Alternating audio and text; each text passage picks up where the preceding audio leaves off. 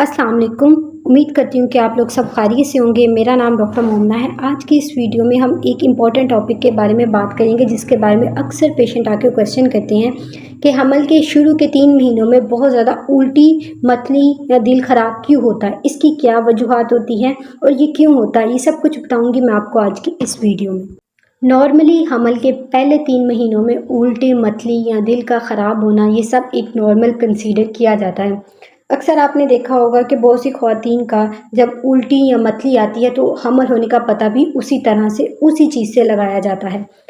अब मैं आपको ये आज की इस वीडियो में मैं आपको ये बताऊंगी कि कौन सी ऐसी कंडीशन है जिसमें उल्टी या मतली आने को आप नॉर्मल कंसीडर करते हैं, और कौन सी ऐसी वजूहात होती हैं या कौन सी ऐसी अलामत होती हैं जिसमें आपको अपने डॉक्टर को दिखाने की ज़रूरत होती है। सबसे पहले हम ये बात करेंगे कि ये होता क्यों है, क्यों हमल के पहले 3 महीनों में फ़ीमेल को उल्टी या मतली जैसा प्रॉब्लम फेस करना पड़ता है। बाज़ औक़ात कुछ फीमेल्स में अगले 6 माह तक भी ये प्रॉब्लम फेस करना पड़ सकता है।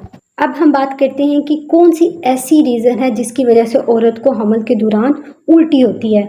होता क्या है कि जब एक औरत कंसीव करती है, उस टाइम पे हमल के दौरान हमल में से एक हार्मोन रिलीज़ होता है उसकी बॉडी में, जिसे बीटा एचसीजी कहते हैं। जब बीटा एचसीजी का लेवल उसके खून में बढ़ जाता है तो उसको मतली जैसी कैफियत होती है, यानी नोज़िया फील होता है।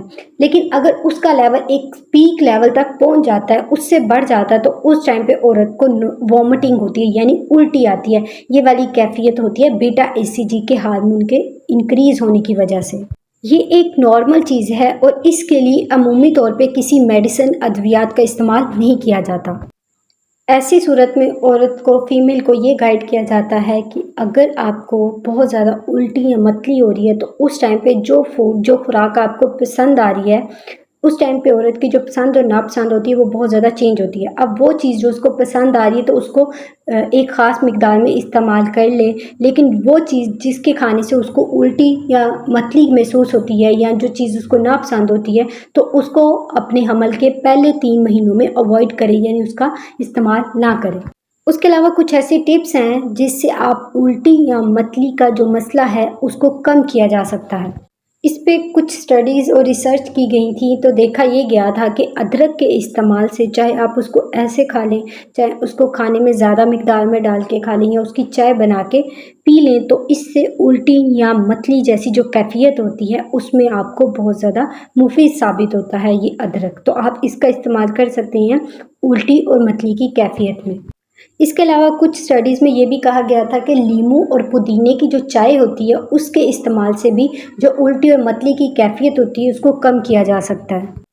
यहाँ पे मैं आपको एक बात बताना चाहती हूँ, वो जो फीमेल प्रेग्नेंट होती हैं, वो जब सुबह उठती हैं उस टाइम पे खाली पेट उनके जो मैदे की तेज़ाबियत होती है वो बहुत ज़्यादा बढ़ जाती है। पीएच के बढ़ने की वजह से उनको चाहिए कि वो सुबह के टाइम कोई लिक्विड चीज़ लेने से अवॉइड करें, जैसे कि कोई दूध, चाय वगैरह का इस्तेमाल ना करें। तो उस टाइम पे वो कोई केक, रस या बिस्किट का इस्तेमाल कर ले। इससे क्या होगा, उनकी मैदे की तेज़ाबियत नहीं बढ़ेगी नहीं, या उनके जाके वो स्टमक को इरिटेट नहीं करेगी। इससे उनको उल्टी या मतली वाली कैफियत नहीं होगी।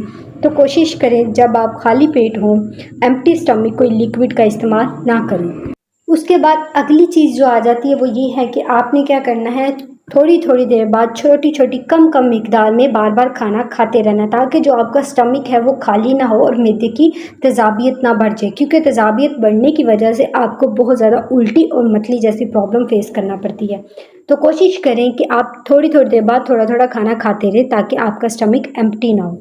कुछ फीमेल्स ऐसी होती हैं कि उनका ये देखा गया कि उनको कुछ बाज़ खाने ऐसे होते हैं जिनकी स्मेल से उनको इरिटेशन होती है, या फिर कुछ गोश्त से या दूध से उनका जो दिल होता है वो ख़राब होने लग जाता है।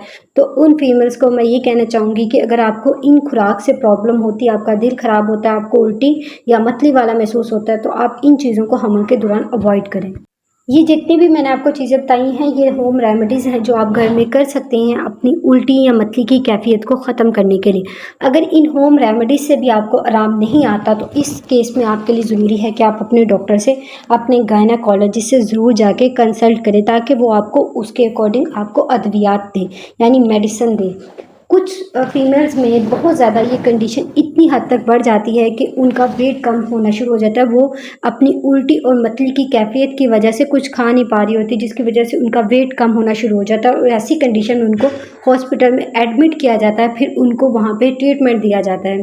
امید کرتی ہوں کہ آج کی یہ ویڈیو آپ کے لیے ہیلپ فل رہی ہوگی. اگر آپ کا اس ویڈیو سے ریلیٹڈ کوئی کویشچن ہے تو آپ مجھ سے کمنٹ سیکشن میں پوچھ سکتے ہیں. ملتے ہیں نیکسٹ ویڈیو میں، تب تک کے لیے اللہ حافظ.